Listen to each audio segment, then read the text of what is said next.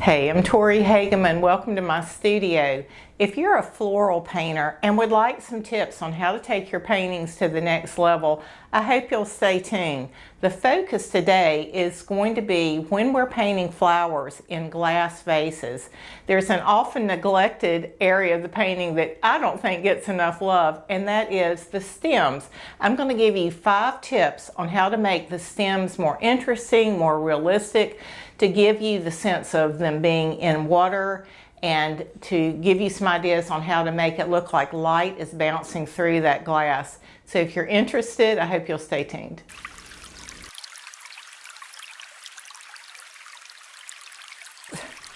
This first suggestion may seem a little obvious, but if you have a painting where you have a variety of different flowers, you need to have a variety of different stems. Notice that these stems, some are brown, some are light green, some are blue-green, some are more of a yellow-green. Some are thicker, some are thinner, and even as sparsely painted as this painting is, keeping those different colors and different thicknesses and textures all the way down into the bottle makes this painting a lot more interesting. One of the greatest ways to add some drama and excitement to your painting is to light up those stems beneath the waterline. I love to really highlight a few of the tips, but also like to vary the light and shadow within the stems. I also like to make a few of those back stems really dark so it pushes them back in the vase. And don't forget to cross some stems one over the other. It's another way to achieve the illusion of depth.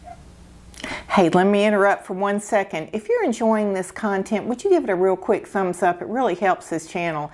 And if you'll hit subscribe, you won't miss the next video that's coming out soon. Thank you.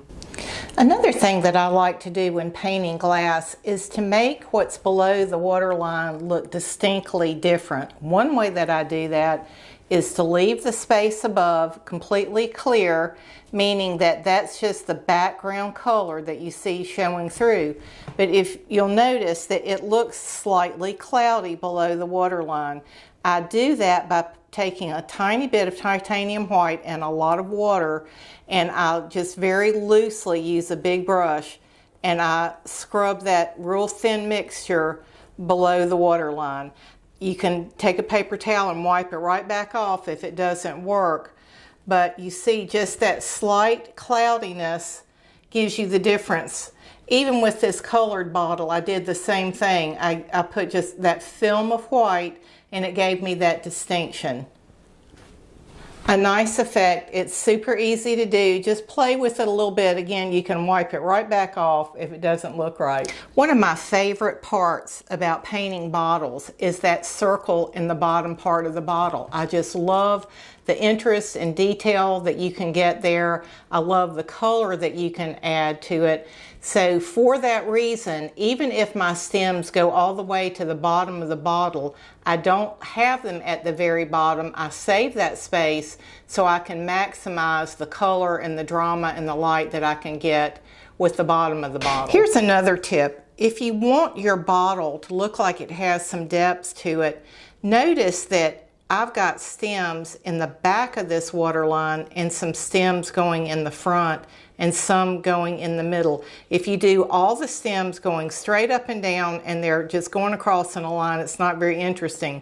But if you put them in at different angles, put some in the far back, some in the far front, it'll add a lot more drama to your painting. Takes very little effort, but it really can make a big difference.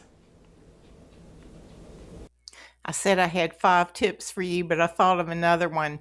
Not always, but sometimes, depending on how the light and the angle and everything of the flowers and the water, sometimes the stems will actually look magnified in the water. In other words, the stems below the waterline will look a lot larger than the stems above the waterline. So this is a super crude little fast drawing, but I wanted to just give you a feel for what I meant by that. So I'm just putting in a stem that supposedly is the water line that's crossing through, and I'm just making that stem a little wider as it goes beneath the water line. It's just make it a little thicker below the water line. That's all there is to it, and it can give you that illusion of magnification because of the water.